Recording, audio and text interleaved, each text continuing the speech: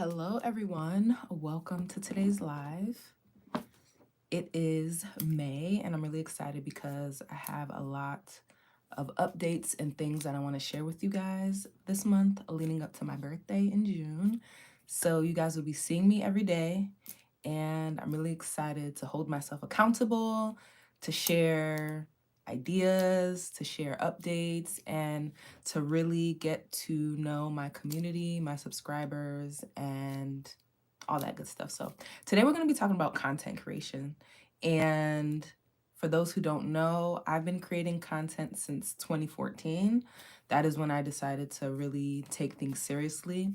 And I'll never forget, I was working part time with one of my really good friends, Shin. And I just told her, like, you know what? I really want to take this content creation thing seriously because whether I was successful or a bum on the street, people will always have something to say. So why not just leap forward with what you want to do?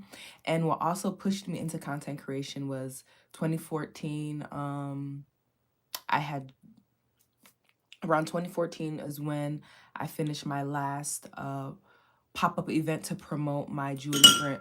To promote my jewelry brand, Dinka Orson. So it was also a mixture of marketing efforts, trying to gain traffic for my jewelry brand and build awareness and really just take things to the next level. So I'm so grateful that I started that journey.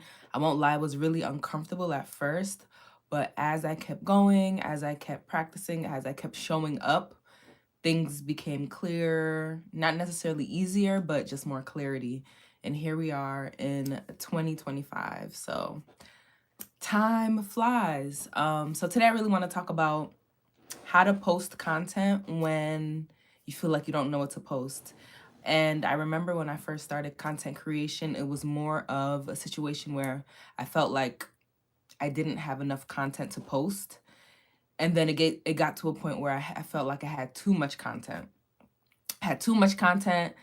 That's almost kind of where I am now. Like I still have some content that I need to edit. Life has been lifing and I just really haven't got a chance to edit it, but we're catching up. We're not as bad. We're not as far behind as I've been in the past, so that's really good. So um the first tip that I want to share with so I'm gonna break this down into like 5 tips, 5 bullet points. So the first tip I have is to repurpose your old content. And when I would have photo shoots or create video content, but let's talk about photos. So when I have photos and when I first started, I did invest in hiring a photographer when I started. So, all right, if you have a full body photo, that one photo is really 4 photos, right? So you have your full body photo, whether you're walking, sitting, whatever. And then if you crop the photo from your chest up, that's a photo. You know, you can tag your skincare, tag your hair, talk about your accessories, your glasses, your earrings, your jewelry. If you crop from your waist down, you can talk about your shoes, your jeans, your skirt, that type of content. If you crop the mid area, your bag, your nails, whatever details are in the midsection. So I always tell people that especially with photos, you can repurpose the photos and content that you already have by just cropping it. And then in your caption, of course, you talk about whatever the focal point in that image is. So tip 1 to help you post when you feel like you don't have anything to post photo related is to repurpose the content you have. And even with videos, right? This is an opportunity for you to go back into your older videos that you've edited, and maybe you have a video that did really good as far as numbers. You can repost it. So let's say the first time you posted it with the voiceover. So the second time you post it this time around, you can decide to do a trending sound, you can do a different voiceover, or you can do music. You can also chop up that original video and put the end in the beginning in the end, add other photos, other videos to it to make it a whole new video. So those are kind of creative ways that you can repurpose existing content you have. And then if you just need to throw in some let's say, filler B-roll content that you don't have. There are websites like Pexels, Pexels, and they help you, they provide royalty-free images and videos that you can use for your content. So repurpose content. And then you can share a quote or affirmation. So let's say you just have some photos or videos lying around. You can go into your archives and post a caption that is a quote or affirmation. If you don't have an image, you can actually type up your post or affirmation in Canva, create a cute little document, photos, borders, make it look pretty, and that can actually be a post. And there are actually quite a few social media pages where they solely post affirmations and quotes, or affirmations and quotes is sprinkled in between their content. So when in doubt, there's nothing like an uplifting quote or affirmation to help you fill in any moments that you feel like you don't know what to post. All right, so 3, another thing you can post is like behind the scenes or like bloopers. So that really does help humanize your brand, show people that, hey, every day's not perfect. So for me, I actually make it a point now to remember to capture behind the scenes content. So like if I'm having a photo shoot with my photographer, I'll set up my tripod to capture my photographer taking me videos. Sometimes I'll even vlog in between some of my photo shoots just to get some content. And not only do I do it for my audience, but I also do it for me, for my memories, because at the end of the day, as I'm creating content, especially for YouTube or Instagram, yes, I am creating it for my audience, but I'm also creating it for me and my family. So like when I get older, I can just sit back and watch my channel, literally my TV show, all the different episodes of my life. So that's kind of like a motivating factor for me to like capture behind the scenes, to be present, to talk about things that really interest me. So yeah, don't be scared, don't be shy to post any behind the scenes footage or information that you think might be interesting when you don't have anything to post. And also don't forget to capture it too, because you have to capture it to be able to post it. So now the 4th thing that you can post when you don't have anything to post is you can do like a this or that or a Q&A type post. So let's say it was around Met Gala, you can, get people's, and your niche is fashion, you can get people's sorry, I'm drawing a blank. You can get people's opinion.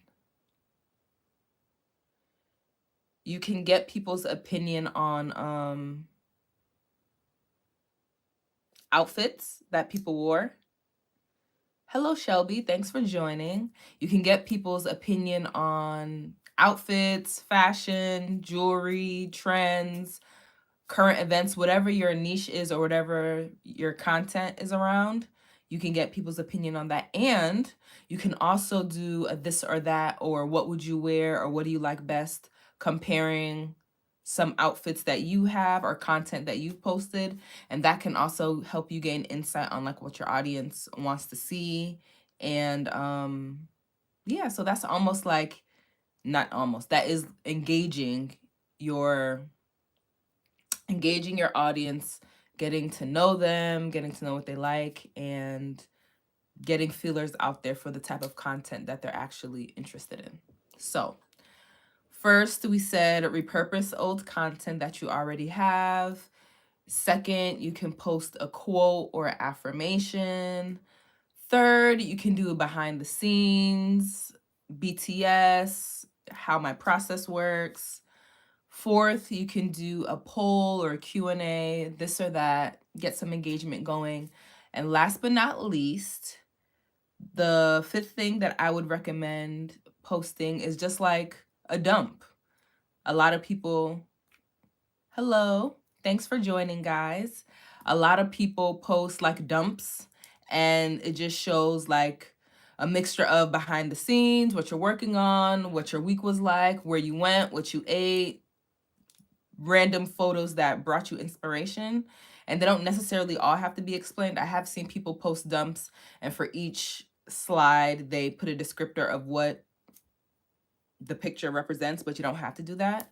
So I do find that that also allows your creativity to flow. And that's actually something I want to start doing this year, at least once a month, to just do like a dump and kind of go back to the old Instagram, when people were posting more carefree and not overthinking and just literally being themselves. So those are the five suggestions I would have if you are having any issues with deciding on what to post, where to post, how to start. And especially if you're just starting off on your content creation journey, a tip I would share is to think about 2 to 3 things that, one, you love to talk about, and two, people come to you to ask questions. So, for example, for me, while I was in high school and college, I was the hair and go-to person. I did hair on campus, and people would always ask me, "Hey, Yinka, what do you think about this hair product? What do you think about this hair, this style?" People always want to get my insight and input on hair and skincare because that's something I truly enjoyed. And then I realized, not I realized, but I enjoy sharing my journey on entrepreneurship and my passion for jewelry. I started making jewelry in high school. So for me, my content pillars were a little bit more clearer: jewelry, business slash entrepreneurship, and content creation can kind of fall under all of that. And then also skincare, hair, and beauty. So those are kind of my content pillars that I lean into. So just try to think of the things that you could talk about all day if you could, that what you didn't even need to get paid and you would talk about it for free. Because when you find the topics and the things that you're interested in that you really want to talk about, one, it helps avoid burnout because it doesn't feel like work. It helps you stay consistent because you are doing what you enjoy. Two, people can sense when you're faking it. Like when you're genuinely don't care about what you're talking about, people can sense it. So you just want to always come off being yourself, being as genuine as you can be, and being authentic to your voice, your opinions, and things that you love, products you love, and all that good stuff. So I'd highly recommend choosing 2 to 3 topics that you enjoy talking about, and then just start talking about it. That's literally what I did. I was talking about fashion, jewelry, and my hair. And then just know that you don't have to stay in one lane, because at the end of the day, you are the niche, and all your interests and topics just rotate all your topics all around. And then as people start to ask you questions and brands start to reach out to you, that also kind of helps you steer where you want to go, topics you want to cover, and how you want to navigate the space. So I hope you guys enjoyed today's video. Again, we covered what to post, 5 ideas on what to post when you don't know what to post, and I hope you found this live really valuable. I'll see you tomorrow, and thank you for watching. Bye.